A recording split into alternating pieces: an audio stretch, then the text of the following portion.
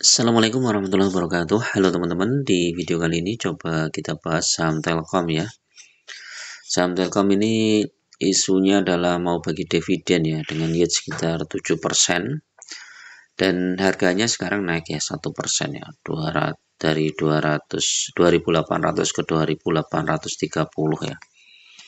Nah, ini kalau teman-teman hold ya saham Telkom ini selama setahun memang turun teman-teman ya. Dari sisi ini harganya turun, tetapi dengan dividen yang lumayan ya akhirnya kerugiannya turun juga teman-teman. Ini kita lihat ya, harga saham 1 tahun terakhir nih turun di 1% ya nggak inilah ya. Kalau 5 tahun coba 5 tahun turun 10%. Nah, ini yang kalau belinya di puncak ini ya agak turunnya banyak ya. Nah, ini beritanya kita lihat ya. Nih. Rups Telkom putuskan bagi dividen 212 per saham dengan harga 2.800 ya. 212 dibagi 2.830 ya. 7,4%. Nah, kalau teman-teman belinya di harga misalnya 3.400 atau ya, berarti cuma 6%. Kalau belinya di 4.000 ya dikit teman-teman, cuma 5%. Nah, ini Telkom kemarin kan sempat turun di harga 2.000 teman-teman, 2.040 kalau nggak salah ya. Nah, ini 10% nih kalau teman-teman masuk di harga itu ya. Nah, coba kita cek di ini.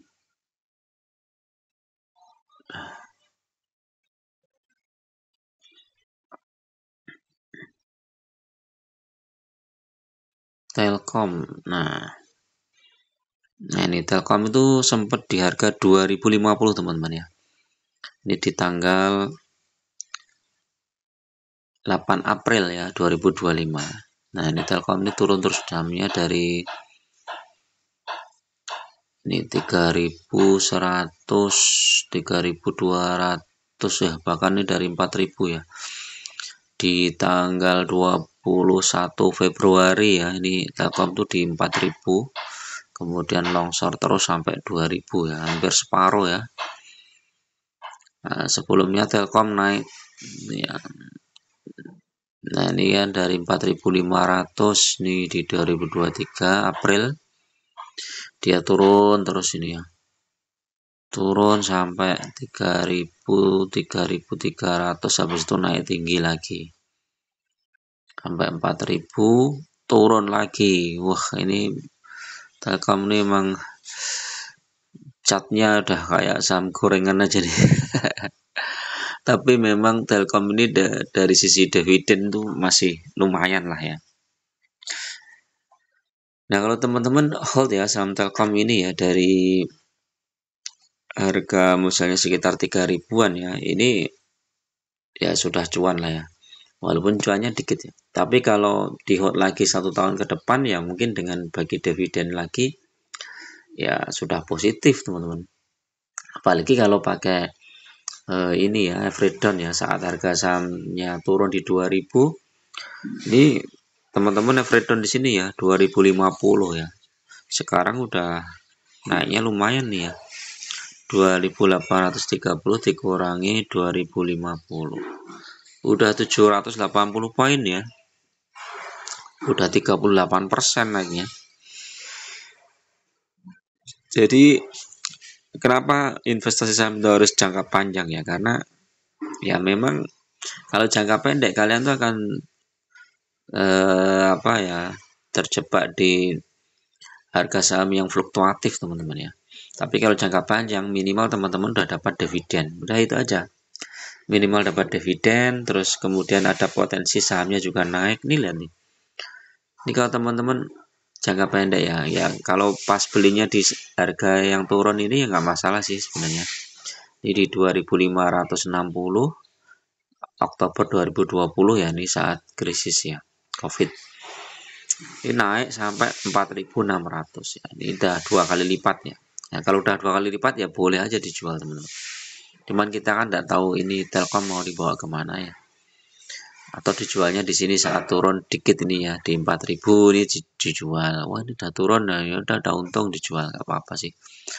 Tapi kalau nggak mau repot-repot, hold aja sahamnya Telkom. Nah nanti saat harganya turun seperti ini, saat turun di 2.600 2.300 masuk lagi, jadi freedomnya jadi harga rata-rata sahamnya jadi murah teman-teman. Nah ini dividen yang historinya itu rata-rata emang segitu teman-teman, sekitar 4-5% ya dividen yieldnya. Ini coba lihat nih, ini malah belum yang RUPS hari ini, hari kemarin ya, belum masuk di sini ya. Ini dividen tahun-tahun kemarin ya, sebelumnya ya. Di 2023 itu 167, 2024 178, 2022 149, 2021 itu 42 dan 126. Nah, ini termasuk dividennya Telkom yang paling besar ya sekarang nih ya, 200 sekian ya. Ini paling besar.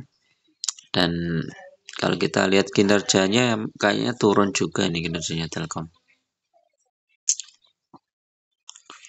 Turun dikit teman-teman ya, dari 247, 238, kemudian sekarang 236. Turun dikit tapi dividennya naik. Ya lumayan lah ya. Yang hold saham Telkom yang mungkin masih minus, ya minus 20%, ya lumayan lah dapat dividen 7%. Kalau kita hold lagi ya bisa jadi nanti naik lagi. Memang saham Telkom ini fluktuatif banget teman-teman ya, fluktuatif, dan kalau dia naik tinggi gitu ya. Ini kita cek ya nih, coba. Nah ini dia itu bisa naik dari 2020 itu ya di 2.600 sampai 4.600, naik 2.000 poin ya selama 2 tahun. Tapi habis itu dia longsor terus ini ya. Nah baru sekarang itu mau naik. Kalau dia tembus 3.000 nih bagus nih Telkom nih.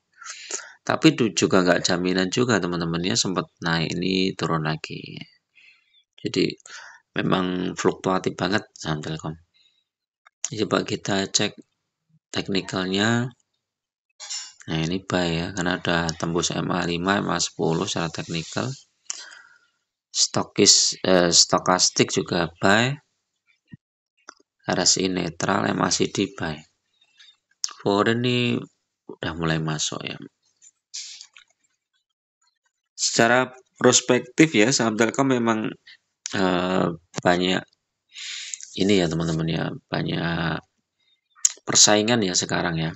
Jadi kemungkinan secara kinerja seharusnya Telkom masih bisa bertahan sih ya, karena dia menguasai banyak lini usaha ya, terutama di bidang telekomunikasi. Terus supportnya juga sudah menyeluruh ya, jangkauannya sudah menyeluruh, sehingga mungkin perlu diversifikasi bisnis saja untuk Telkom.